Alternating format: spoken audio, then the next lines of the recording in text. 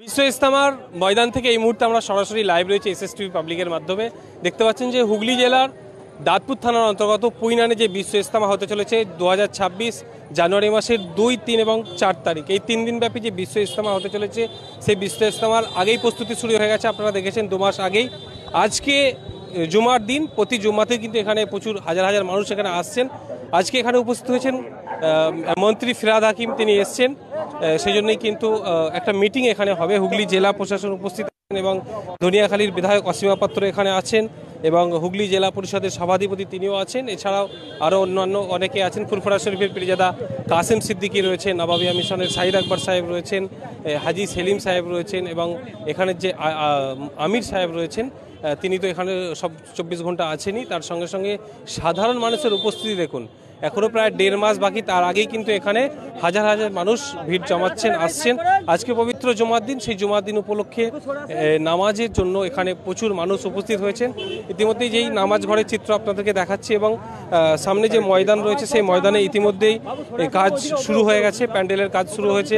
বিভিন্ন জেলার ক্যান্টিন, রাজ্যের ক্যান্টিন তৈরি হচ্ছে, সেখানে কাজ ইতিমধ্যেই শুরু হয়ে গেছে। 80 থেকে 90 লক্ষ মানুষের একটা সমাগম হবে, যেটা আমরা জানতে পাচ্ছি এবং সেই অনুযায়ী প্রস্তুতি নেওয়া চলছে। জেলা প্রশাসন দফায় দফায় ইতিমধ্যেই মিটিং করেছেন।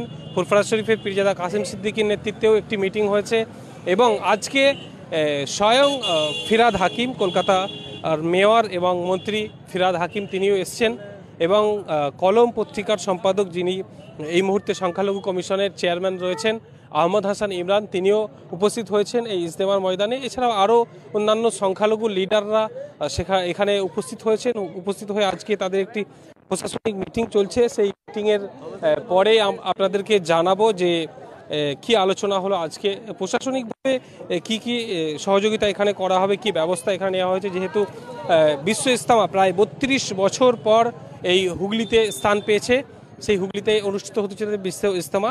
সারা বিশ্বের বিভিন্ন প্রান্তেই কিন্তু এই ইজতেমা হয়ে থাকে। আপনারা জানেন, ইজতেমা হলো একটি শান্তিপূর্ণ ধর্মীয় সভা।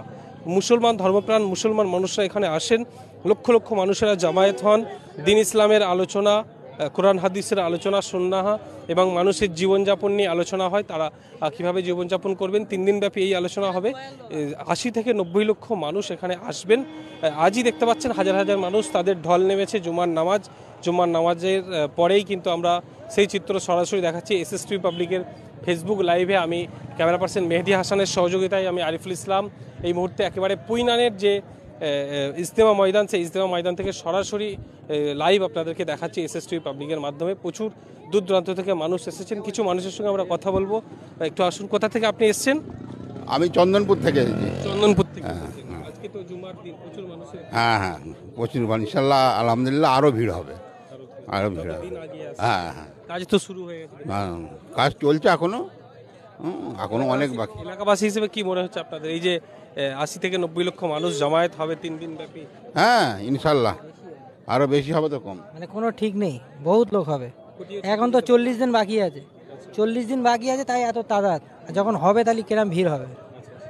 কোন জায়গায় বাড়ি? মিডিয়াপুরুজ, কলকাতা থেকে। মিডিয়াপুরুজ কলকাতা। হ্যাঁ। আচ্ছা, আজকেই এসেছেন নাকি? না, আমি এখানে অনেক দিন ধরে আসছি। এখানে কিছু কাজ করছেন? হ্যাঁ, এখানে বাঁশ করছি, প্যান্ডেলের দেখাশোনা করছি। তো এটা কিছু না, মানে ভিড় বহুত হবে। আল্লাহ চাইলে বহুত ভিড় হবে। সমস্ত দেশ থেকে লোক আসবে, রাজ্য থেকে আসবে, সমস্ত জায়গা থেকে লোক আসবে। ভলেন্টিয়ার তো প্রচুর রাখা হবে। হ্যাঁ, সমস্ত জিনিস মাস মারা অপেক্ষা হবে, কোনো মানে অসুবিধা হবে না। হ্যাঁ, আলোচনার মাধ্যমে মাস মারার ক্ষেত্রেই হবে। প্রশাসনের যে তৎপরতা, সহযোগিতাটা কেমন কি পাচ্ছেন? হ্যাঁ, প্রশাসন সহযোগিতা করছে, কিন্তু না করলে আমাদের চলে যাবে আল্লাহ চাইলে। হ্যাঁ, প্রশাসনের সহযোগিতা ছাড়াও হয়ে যাবে। হ্যাঁ, হয়ে যেতে পারবে। কেন, অনেক হয়েছে, এরকম তো ইজতেমাই প্রথম হচ্ছে না, এটা অনেক জায়গায় হয়। আর আমাদের এখানে বিশ্ব ইজতেমা 30 থেকে 32 বছর পর হচ্ছে। হ্যাঁ, এটা বিরাট ব্যাপার। কেন, বহুত দূর থেকে লোক আসবে, মানে দেশ বিদেশ থেকে আসবে। বাঁকুড়া থেকে এসেছি। বাঁকুড়া নাকি? না, আজকে এসেছি। আজকে ওই ক্যান্টিনের যে জায়গা, বিভিন্ন জেলা যে জায়গা দেওয়া হচ্ছে সেগুলো দেখতে এসেছি। বিভিন্ন আমাদের যেমন বাঁকুড়া জেলা থেকে 9টা ক্যান্টিন করা হবে। শুধু বাঁকুড়া জেলার 9টা ক্যান্টিন? বাঁকুড়া জেলার 9টা ক্যান্টিন। কি সিস্টেমে চলবে? ক্যান্টিন কুপন সিস্টেমে চলবে। 4 দিন ওখানে থাকা হবে। 4 দিনে 400 টাকা করে যেমন কুপন করা হয়েছে। খাওয়া দাওয়া, টিফিন এরকমভাবে কুপন করা হয়েছে। বাকি কেউ যদি এখানে কি করবেন আপনার মূলত কাজটা কি? মূলত কাজ হচ্ছে কি বিভিন্ন রকম এখানে যেমন ক্যান্টিনের সময় সময় যেমন বয়ান হবে, সময় সময় খানা, সময় সময় প্রতিটা জিনিসে একটা ইসলাম মোতাবিক সিস্টেম একটা মানে দেখলেও মানুষ বুঝতে পেরে যাবে কীরকমভাবে শালীনভাবে কীরকমভাবে এত বড় সুস্থভাবে প্রোগ্রামটা সামলানো যায়, কীভাবে এটা মানুষ।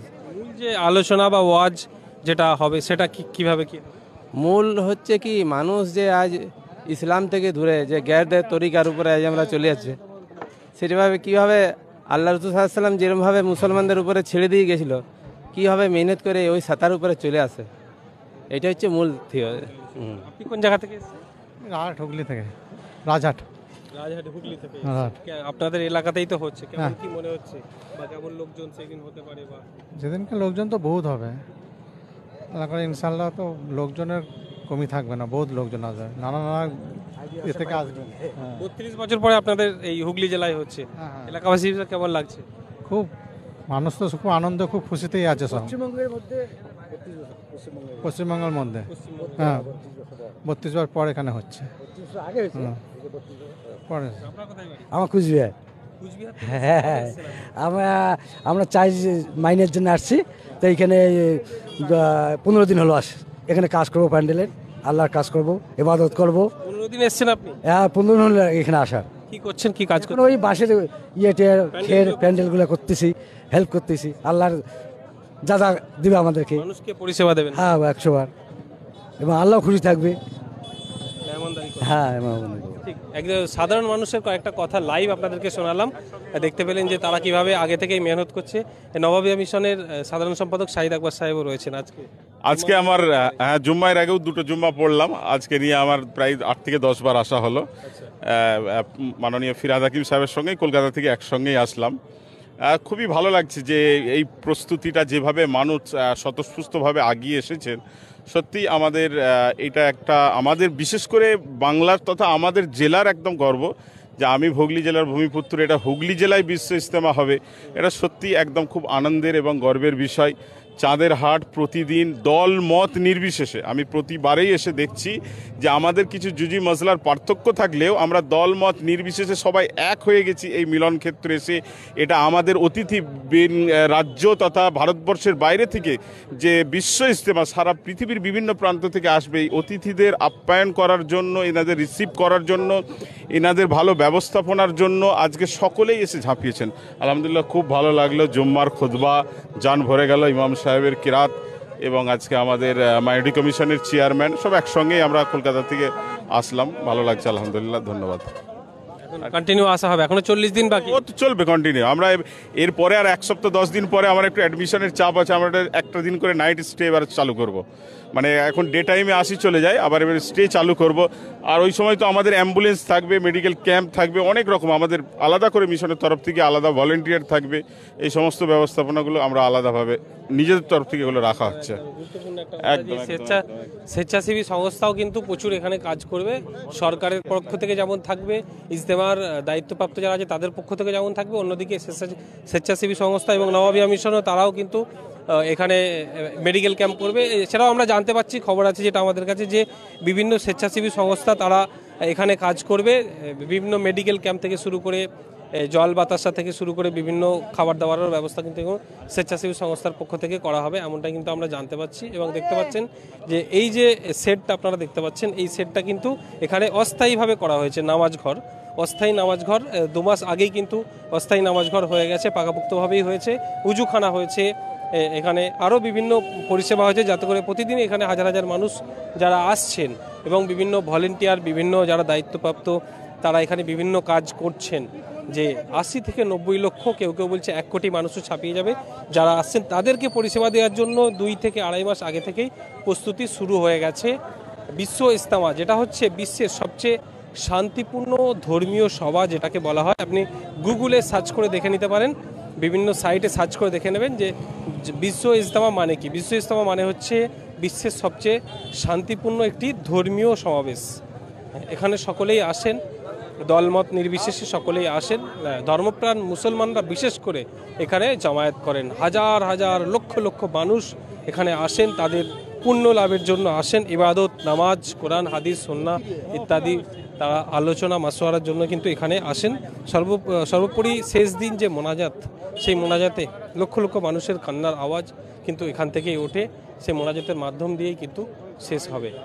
এসএসটিভি পাবলিকের ফেসবুক লাইভে সেই সরাসরি পুইনান থেকে আমরা দেখাচ্ছি যে পুইনানের বিশ্ব ইজতেমা। হ্যাঁ।